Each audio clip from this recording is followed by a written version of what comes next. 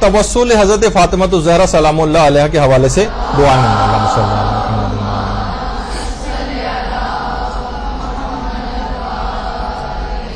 आज भी मौजज़ात हो जाएंगे, आप हैरान रह जाएंगे कि जिनकी तस्वीर इस वक्त आपके सामने है।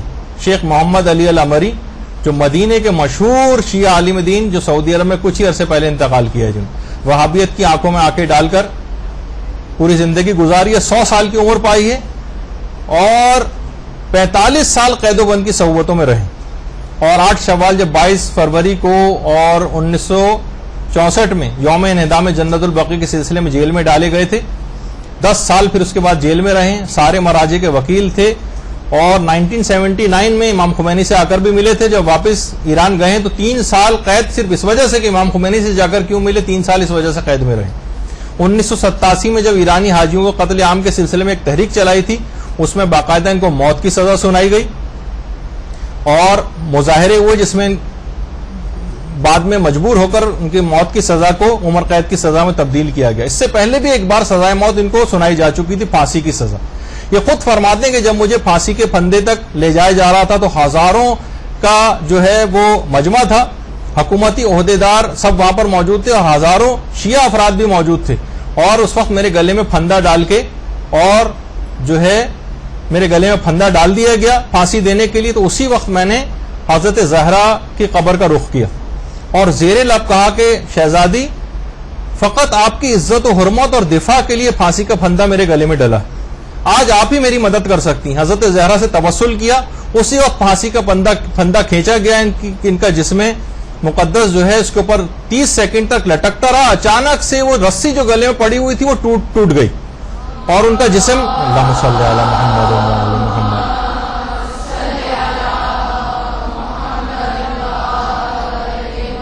नीचे गिर पड़े। उसके बाद लोगों का ऐसा प्रेशर हुआ कि दोबारा इनको सजाए मौत नहीं दे सके। उसके बाद खुद फरमाते कि 35 दिन तक मैं बेहोश रहा हूं और मदीने के एक अस्पताल में उस 35 रोज बाद मुझे होश आया। इनके अक्सर और बेशतर बादशाह इनके कत्ल का इरादा करता रहा सऊदी अरब का, लेकिन बादशाह को ऐसे डरावने किस्म के ख्वाब आते रहे कि फिर वो इनके कत्ल से जो है बाज आया। बाज दफा तो ये भी मिलता है कि बाकायदा बादशाह ने रेगिस्तान में एक फौजी हेलीकॉप्टर के जरिए इनको बड़े बड़े रेगिस्तान वहां पर फिकवा दिया, लेकिन अगले दिन वो देखकर हैरान रह गए। एक हिकायत में ये मिलता है कि ये खुद ही वापस आ गए थे और एक में ये कि वो हेलीकॉप्टर का जो पायलट जो इनको उस रेगिस्तान में बीच में कहीं फेंक के आ गया तो वो दोबारा हेलीकॉप्टर लेके गया, पता नहीं क्या दिमाग में आया, इनको फिर दोबारा ले आया वहां से। तो बहरहाल ये तमाम चीजें ऐसी हैं कि आप आज भी, अच्छा खास तौर पर इमाम खुमैनी और आयतुल्लाह खामनेई से तो थे ही बहुत ज्यादा अकीदतमंद, लेकिन आयतुल्लाह खुइर आयतुल्लाह सिस्तानी से इस हद तक अकीदत रखते थे कि एक उनकी तस्वीर फ्रेम करवा के जो तस्वीर में भी आपके सामने अपने सिरहाने जो है वो रखा करते थे। तो बहरहाल ऐसा तवस्सुल हो और आज की रात ऐसा तवस्सुल हजरत ज़हरा से हो जाए तो ऐसे ही मौजज़ात आज भी हो सकते हैं। हर वो आप जिस दुआ के मुतालिक भी बेयकीनी का शिकार हो, वो आज आप देखेंगे कि आपकी दुआ किस तरह से परवरदिगार आलम कबूल कर लेगा। और शेख काजिम इनके इंतकाल के बाद इनके बेटे अब वो इनकी जगह पर आए हैं और यही सारे इंतजामात को वहां पर संभाल रहे हैं।